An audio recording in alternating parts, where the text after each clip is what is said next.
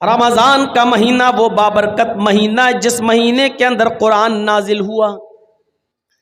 اب کسی سے پوچھیں کہ مہینے کتنے ہوتے ہیں ایک سال میں؟ 12۔ ان سے پوچھو کہ ان 12 مہینوں میں سب سے افضل مہینہ کون سا ہے، تو آپ کو جواب ملے گا رمضان۔ عام دنوں میں ایک نیکی کا ثواب 10 گنا، لیکن رمضان میں ایک نیکی کا ثواب 70 گنا۔ عام دنوں میں ایک رکعت نماز پڑھیے تو 10 رکعت کا ثواب، رمضان میں ایک رکعت پڑھیے تو 70 رکعت کا ثواب، اور نیت اگر اچھی ہے تو اس سے بھی زیادہ اللہ رب العالمین بڑھا دیتا۔ لیکن رمضان کے مہینے کو یہ فضیلت کیسے ملی، کیوں ملی؟ اس لیے ملی کیونکہ اس مہینے کے اندر قرآن نازل ہوا ہے۔ آپ دیکھیے رات روز آتی ہے، سورج نکلا تو ڈوبے گا بھی، لیکن آپ اندازہ لگائیے کہ رمضان کو سب سے بڑی فضیلت اس لیے ملی کیونکہ اس مہینے میں قرآن نازل ہوا، لیکن رمضان کے دن میں، رمضان کے مہینے کے دن میں یا رات میں قرآن کب نازل ہوا؟ تو اس کا جواب ہے رات میں قرآن نازل ہوا۔ نبی اکرم پر جو قرآن کی آیتیں نازل ہوئیں وہ رات میں نازل ہوئیں۔ اللہ رب العالمین نے رمضان کے مہینے کی جس رات میں قرآن اترا، قرآن نازل ہوا، اس قرآن کی برکت سے اللہ رب العالمین نے اس رات کو بھی تمام راتوں میں سب سے افضل قرار دے دیا، اور کیا فرمایا؟ اِنَّا أَنزَلْنَاهُ فِي لَيْلَةِ الْقَدْرِ، ہم نے اس قرآن کریم کو لیلۃ القدر میں، رمضان کی طاق راتوں میں سے کسی ایک رات میں اتارا۔ وَمَا أَدْرَاكَ مَا لَيْلَةُ الْقَدْرِ، اور تمہیں کیا معلوم کہ لیلۃ القدر کیا ہے؟ جس رات میں ہم نے اس قرآن کریم کو نازل کیا، اس قرآن کے نازل ہونے کی وجہ سے اللہ رب العالمین نے اس رات کو 1000 مہینوں کی عبادت سے زیادہ فضیلت عطا فرما دی۔ لیلۃ القدر خیر من الف شہر، اس رات کا جاگ لینا 1000 مہینوں کی عبادت سے زیادہ بہتر ہے۔ 1000 مہینوں کی عبادت ایک طرف، اور اس ایک رات کی عبادت ایک طرف، اور اس ایک رات کی عبادت 1000 مہینوں کی عبادت سے زیادہ افضل۔ اب آپ اندازہ لگائیے اس رات کو یہ فضیلت کیوں ملی؟ قرآن کریم کی برکت سے۔ آپ ان بچوں کو معمولی مت سمجھیے، جنہوں نے حفظ کیا ہے یہ وہ بچے ہیں جب زمین پر چلتے ہیں تو رب کعبہ کی قسم یہ ننگی زمین پر نہیں چلتے، ان کے قدم کو زمین پر رکھنے سے پہلے فرشتے اپنے پر بچھا دیتے ہیں۔ سمندر کی مچھلیاں قرآن کا علم حاصل کرنے والوں کے لیے سمندر میں دعا کرتی ہے، آسمان کے فرشتے ان کے لیے رحمت کی دعا کرتے ہیں۔ غور کیجئے، یہ قرآن جس شہر میں نازل ہوا اللہ نے اس کو ام القری بنا دیا۔ قرآن جس مہینے میں نازل ہوا اللہ نے سید الشہور بنا دیا۔ قرآن جس رات میں نازل ہوا اللہ نے اس رات کو لیلۃ القدر خیر من الف شہر بنا دیا، 1000 مہینوں کی عبادت سے زیادہ بہتر۔ یہ قرآن جو فرشتہ لے کر آیا، وہی فرشتہ تورات بھی لے کر آیا تھا، وہی فرشتہ زبور بھی لے کے آیا تھا، وہی فرشتہ انجیل بھی عیسیٰ پر لے کر آیا تھا، لیکن اس وقت وہ ایک معمولی فرشتہ تھا، وہ صرف فرشتہ کہلاتا تھا۔ لیکن جب اللہ نے قرآن دے کر اس فرشتے کے ہاتھوں محمد الرسول اللہ صلی اللہ علیہ وسلم کے پاس بھیجا، اور غار حرا میں اقرا بسم ربک الذی خلق خلق الانسان من علق، قرآن کی آیتیں دے کر جب اللہ رب العالمین نے اس فرشتے کو بھیجا تو اس دن کی تاریخ سے اللہ رب العالمین نے اس فرشتے کو سید الملائکہ، تمام فرشتوں کا سردار بنا دیا۔ تمام فرشتوں کا سردار کون ہے؟ جبرائیل علیہ السلام۔ کیوں ان کو تمام فرشتوں کا سردار کیوں بنایا؟ کیونکہ یہ قرآن کریم لے کر آئے تھے جناب محمد رسول اللہ صلی اللہ علیہ وسلم پر۔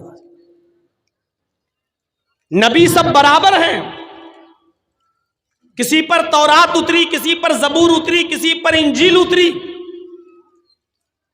لیکن اللہ رب العالمین نے جب قرآن نازل کیا اور جس نبی کے اوپر قرآن اتارا، اس قرآن کی برکت سے اللہ نے اس نبی کو سید الانبیاء بنا دیا۔ ہم سوچ رہے ہیں, اندازہ لگا سکتے ہیں. سید الانبیاء, تمام نبیوں کا سردار, جتنے بھی پیغمبر اس دنیا میں آئے ہیں, چاہے وہ 1 لاکھ ہو, 1.25 لاکھ ہو, کم و بیش 1,24,000 ہو, جتنے بھی ہوں, قرآن جس نبی کے اوپر نازل ہوا, اللہ نے اس قرآن کی برکت سے اس نبی کو سید الانبیاء بنا دیا. اور یہ قرآن جس امت نے پکڑا اور پڑھا اور سیکھا, اپنے کنٹھسٹ کیا, اس پر عمل کیا, تو اللہ نے اس کو خیر امت بنا دیا. کنتم خیر امت, تم سب سے بہتر امت ہو.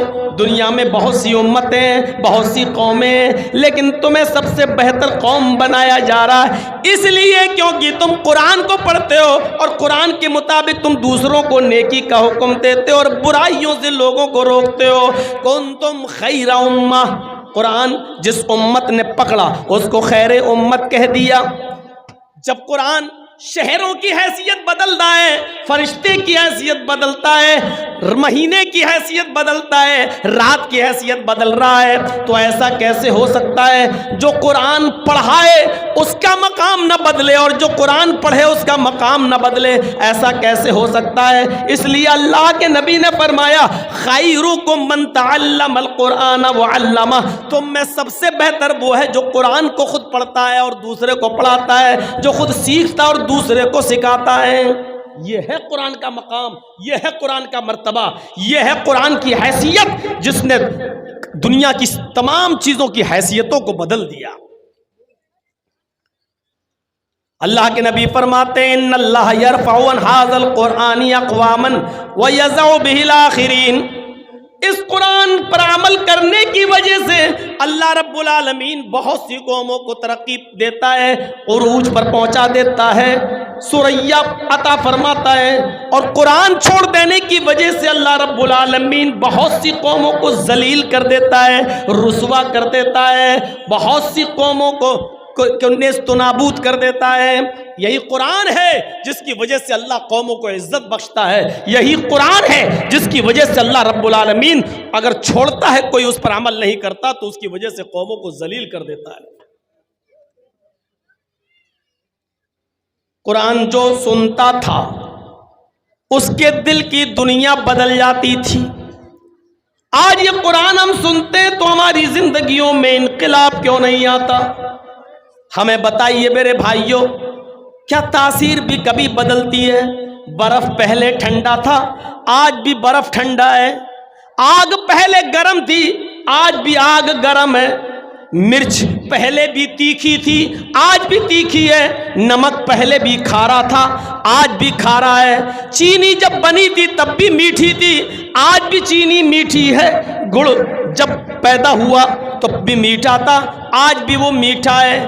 لیمو پہلے کھٹا تھا, آج بھی کھٹا ہے. دنیا کی کوئی چیز اٹھا کر دیکھ لو, کسی چیز کی حیثیت میں ہم چینجنگ نہیں دیکھتے ہیں, تبدیلی نہیں دیکھ رہے ہیں. مرچ جب پیدا ہوئی تو تیکھی, آج بھی تیکھی. نمک پہلے کھارا, آج بھی کھارا. چینی اور گڑ پہلے میٹھا, آج بھی میٹھا.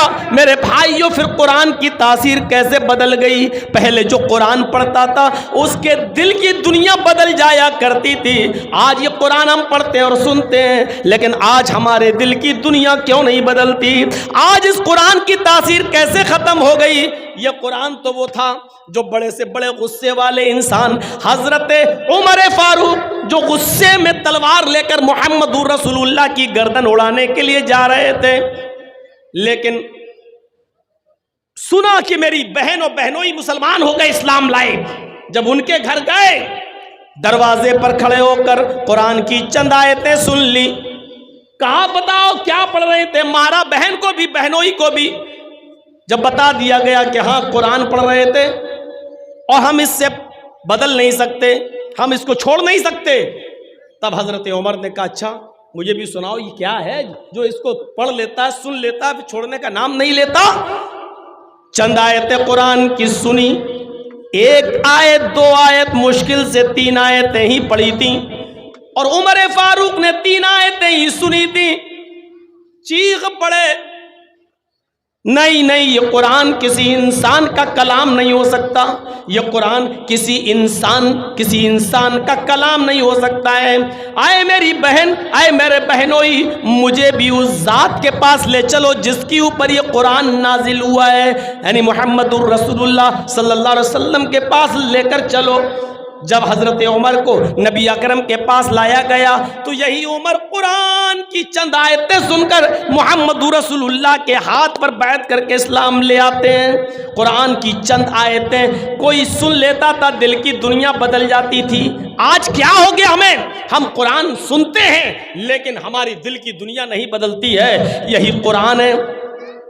عبداللہ ذوالبجادین جنگل میں بکریاں چرا رہا ہے اور محمد رسول اللہ پر ایمان لانے والے صحابہ بھی جنگل میں بکریاں چرا رہے ہیں۔ ہاں بکریاں چرا رہے ہیں، بکریاں چراتے جاتے اور صحابہ قرآن کی آیتیں گنگناتے جاتے۔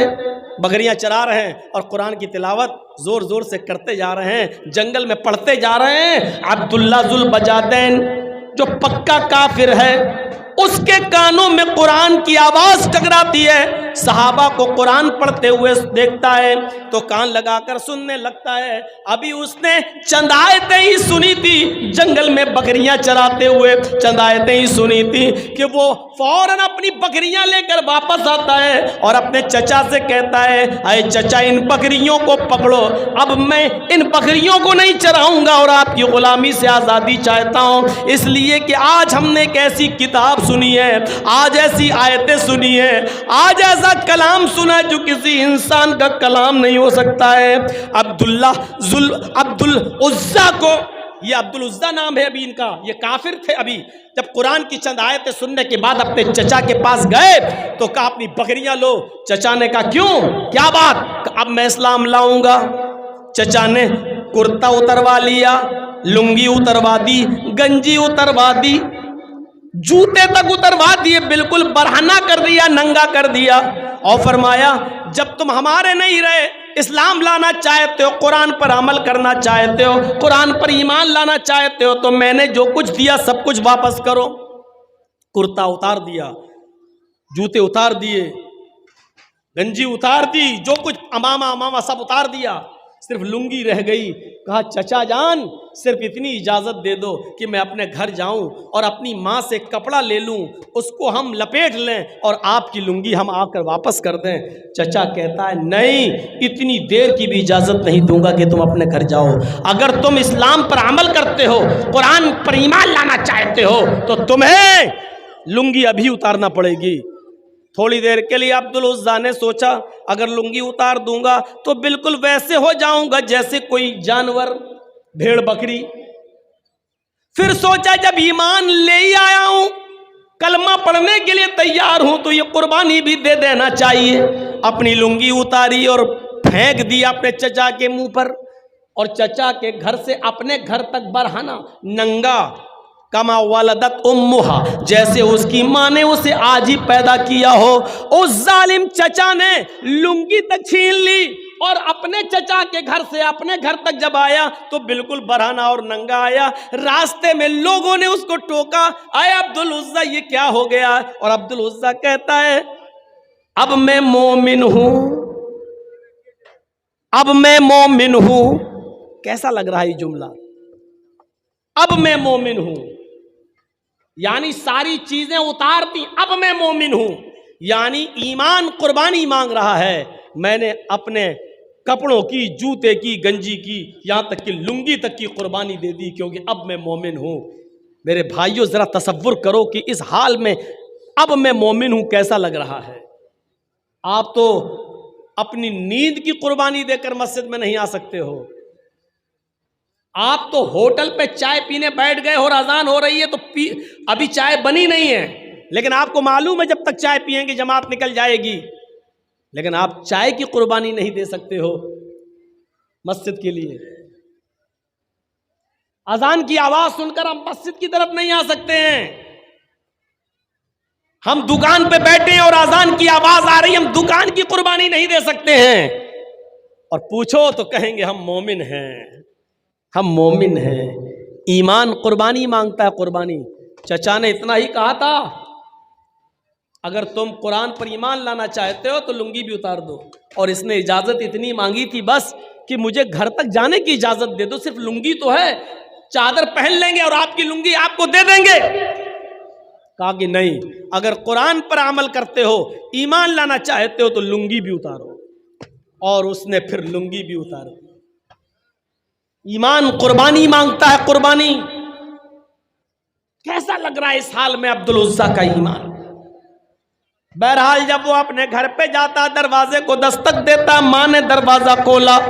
ماں نے دروازہ کھولا تو کیا دیکھا, میرا بیٹا ننگا. بڑا تھا عبد العزیٰ, اس لیے سر گھما لیا. بیٹے اس حال میں تم اپنی ماں کے سامنے آئے ہو, کیا ہوا؟ میرے دیور نے, تمہارے چچا نے تمہارے ساتھ یہ سلوک کیوں کیا؟ عبد العزیٰ کہتا, ماں اس لیے کیونکہ میں ایمان لا رہا ہوں, میں قرآن کو ماننا چاہتا ہوں, میں اسلام لانا چاہتا ہوں. میں نے قرآن کی آیتیں سنی, میرا دل آیا ہے, میں قرآن کریم پر عمل کروں گا. ماں وہ کسی انسان کا کلام نہیں, وہ اللہ کا کلام ہے. ماں نے کہا اچھا تو تو اپنے باپ دادا کا دین چھوڑ دیا؟ کہا ماں باپ دادا کا دین ناقص تھا, ہم نے چھوڑ دیا, محمد کے دین پر ایمان لانے جا رہے ہیں. دروازہ بند کر دیا ماں نے. اگر تو محمد کے رب پر ایمان لاتا ہے, قرآن پر ایمان لاتا ہے, تو میرے گھر کے دروازے بھی تیرے لیے بند. یہ وہ قرآن ہے جس کے لیے اس بیٹے نے اپنے ماں کا دروازہ بھی چھوڑ دیا. ماں میں تجھ سے گھر نہیں مانگ رہا ہوں, روم نہیں مانگ رہا ہوں, زمین نہیں مانگ رہا ہوں. جب تو نے مجھے بیٹا ماننے ہی سے انکار کر دیا ہے تو میں تجھ سے یہ ساری چیزیں کیوں لوں گا؟ ماں تو نے مجھے پیدا کیا ہے اور اب گھر کے دروازے سے باہر نکال رہی ہے, مجھے ایک چھوٹا سا کپڑا دے دے, کوئی چادر دے دے, بس اتنا دے دے کہ میں اس چادر کو, اس کپڑے کو پہن کر مکے سے مدینہ چلا جاؤں اور جناب محمد رسول اللہ کے ہاتھ پر ایمان لے آؤں. ماں نے کہا اچھا ٹھیک ہے. اندر گئی اور ایک چادر اٹھا کر اوپر سے پھینک دی, لے اب تیری شکل مجھے نہیں دکھنی چاہیے. یہ ہے قرآن پر ایمان, اپنے گھر کی بھی قربانی. اب کوئی گھوڑا نہیں ہے, کوئی اونٹ نہیں ہے, کوئی چیز نہیں ہے, چادر کے 2 ٹکڑے کر دیے. جو ماں نے چادر پھینکی اس کے 2 ٹکڑے کر دیے. ایک ٹکڑا پہن لیا اور دوسرا ٹکڑا اوپر ڈال لیا اور چل دیا مکے سے مدینہ. جن لوگوں نے حج یا عمرہ کیا ہوگا وہ اچھی طریقے سے جانتے ہوں گے, کوئی تقریباً 400 کلومیٹر کی دور. تصور کیجیے آپ, عبد العزیٰ کے پاس گھوڑا بھی نہیں ہے, اونٹ بھی نہیں ہے, اور مکے سے مدینہ پیدل چل رہا ہے. جہاں تھک جاتا اوپر کی چادر زمین پہ بچھا لیتا, بیٹھ جاتا. جہاں نیند آتی اسی جگہ سو جاتا. تھوڑا بہت ستو جو لے کے آیا تھا وہی کھاتا جا رہا ہے. پانی جہاں مل جاتا پی لیتا. رات کا سفر, دن کا سفر, رات کا سفر, دن کا سفر. چند دنوں کے سفر کرنے کے بعد مدینہ پہنچتا ہے. فجر کی نماز کا وقت ہے. مسجد نبوی میں گھس جاتا ہے اور منبر کے پاس چپکے سے اسی چادر کو اوڑھ کر بیٹھ جاتا ہے. اللہ کے نبی صلی اللہ علیہ وسلم نماز پڑھانے کے لیے فجر کی جب آتے ہیں, منبر کے پاس چھپے ہوئے, چپکے سے بیٹھے ہوئے اس آدمی پہ نظر پڑتی ہے جو چادر اوڑھ کر بیٹھا ہے. پوچھا ادھر کون؟ جواب دیا عبد العزیٰ. او عبد العزیٰ مکے سے آئے ہو؟ ہاں. کیسے آئے ہو؟ پیدل آیا ہوں. کیا کرنے آئے ہو؟ کہا آپ کو نبی ماننے کے لیے, قرآن کو آسمانی کتاب ماننے کے لیے. فرمایا پیدل چلے آئے ہو؟ کہاں چچا نے مجھے گھر سے نکال دیا, لنگی تک اتار دی, ننگا گھر تک آیا. ماں نے گھر کے دروازے بند کر دیے, صرف چادر لی, گھر چھوڑا, مکان چھوڑا, زمین چھوڑی, جائیداد چھوڑی, صرف قرآن کو اپنانے کے لیے، قرآن پر ایمان مضبوط کرنے کے لیے، اسلام پر ایمان لانے کے لیے میں آپ کے پاس چلا آیا۔ ادھر نبی اکرم چیختے ہیں، اے عبدالعزیٰ، گھر چھوڑ دیا، مکان چھوڑ دیا، بیوی بچے چھوڑ دیے، ماں چھوڑ دی، چچا چھوڑ دیا، کپڑا لتا سب چھوڑ دیا، پیدل چلا آیا اور ایمان بچا لیا، تو یہ سودا تم نے بہت سستے میں کر لیا ہے، اس ایمان کے بدلے میں تمہیں جنت ملے گی۔ کلمہ پڑھا، اسلام لے آیا، فرمایا اللہ کے نبی نے، آج کے بعد تمہارا نام عبدالعزیٰ نہیں ہے، بلکہ آج کے بعد تمہارا نام عبدالعزیٰ نہیں ہے بلکہ عبداللہ ذو البجادین ہے، آج کے بعد تمہیں عبداللہ کے نام سے یاد کیا جائے گا۔ یہ تھا عبداللہ جس نے جنگل میں صحابہ کرام کے منہ سے نکلنے والی آیتوں کو سنا تو ایمان لے آیا، اس کی دل کی دنیا بدل گئی۔ یہ قرآن کی تاثیر تھی، لیکن آج قرآن کی تاثیر کیسے بدل گئی؟ ابھی میں نے مثال دی، ان کھانے پینے کی چیزوں کی تاثیر نہیں بدلی، قرآن کی تاثیر کیسے بدل گئی؟ آج ہم پڑھتے ہیں، رمضان میں پورا قرآن سنتے ہیں، کچھ مسجدوں میں ایک ہی رات میں پورا قرآن پڑھ لیا جاتا ہے، نئی دکان نئے مکان میں کرائے کے ٹٹوؤں کو بلا کر پورا قرآن ایک دن میں پڑھ لیا جاتا ہے۔ میں پوچھتا ہوں میرے بھائیوں، قرآن آج ہمارے حلق کے نیچے کیوں نہیں اتر رہا ہے؟ میں پوچھنا چاہتا ہوں قرآن کی تاثیر کیسے بدل گئی؟ یہ قرآن وہ قرآن تھا، یہ قرآن وہ کتاب تھی جو ڈنکے کی چوٹ پر اعلان کر رہی ہے کہ لو انزلنا ھذا القرآن علی جبل لرأیتہ خاشعا متصدعا من خشیۃ اللہ۔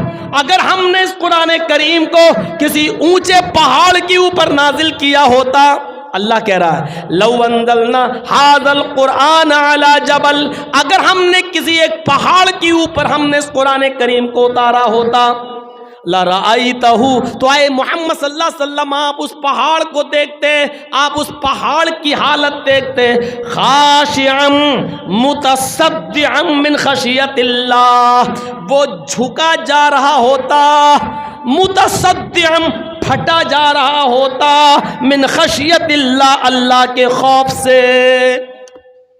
اگر ہم نے اس قرآن کریم کو انسان کے علاوہ اگر ہم نے پہاڑ پر اتارا ہوتا تو پہاڑ بھی اللہ کے خوف سے پھٹ جاتا، جھک جاتا، دھس جاتا۔ اس قرآن کریم کے بوجھ کو پہاڑ تک نے، اللہ کہتا ہے کہ ہم نے پیش کیا، ان عرضنا الامانۃ علی السماوات والارض، ہم نے اپنی اس امانت کو، اس قرآن کو آسمانوں پر پیش کیا۔ آسمان نے کہا نہیں اللہ، ہم اس کا بوجھ نہیں اٹھا سکتے۔ ہم نے زمین کو دیا، زمین چیخ کر بولی نہیں اے اللہ، اس قرآن کا بوجھ ہم نہیں اٹھا سکتے۔ اور جب ہم نے انسان کو یہ قرآن دیا، اپنی امانت دی، تو فوراً اس نے اٹھا لیا۔ وَحَمَلَهَا الْإِنسَانُ إِنَّهُ كَانَ ظَلُومًا جَهُولًا۔ اللہ نے یہ بھی نہیں کہا إِنَّهُ كَانَ ظَالِمًا أَوْ جَاهِلًا، یہ بھی نہیں کہا، اللہ نے کہا إِنَّهُ كَانَ ظَلُومًا۔ سوچو کیا کہا؟ پہاڑ نے منع کر دیا، زمین نے منع کر دیا، آسمان نے اس قرآن کے بوجھ کو اٹھانے سے منع کر دیا۔ وَحَمَلَهَا الْإِنسَانُ إِنَّهُ كَانَ ظَالِمًا إِنَّهُ كَانَ ظَلُومًا۔ اے انسان تو کتنا بڑا ظالم ہے، ظلوم اس میں مبالغہ، کتنا بڑا ظالم ہے، کتنا بڑا جاہل ہے۔ تجھے دیا اور تو نے فوراً اٹھا لیا، یہ بھی نہیں سمجھ پایا کہ اس کی ذمہ داری کتنی بڑی ہے۔ اٹھا تو لیا لیکن تو اس کی ذمہ داری کو نبھا نہیں سکا۔ سوچو میرے پیارے بھائیوں، یہ قرآن جو پہاڑ نے، زمین نے، آسمان نے لینے سے انکار کر دیا، اس کی ذمہ داری انسان نے لے لی اور پھر عمل نہیں کر پایا۔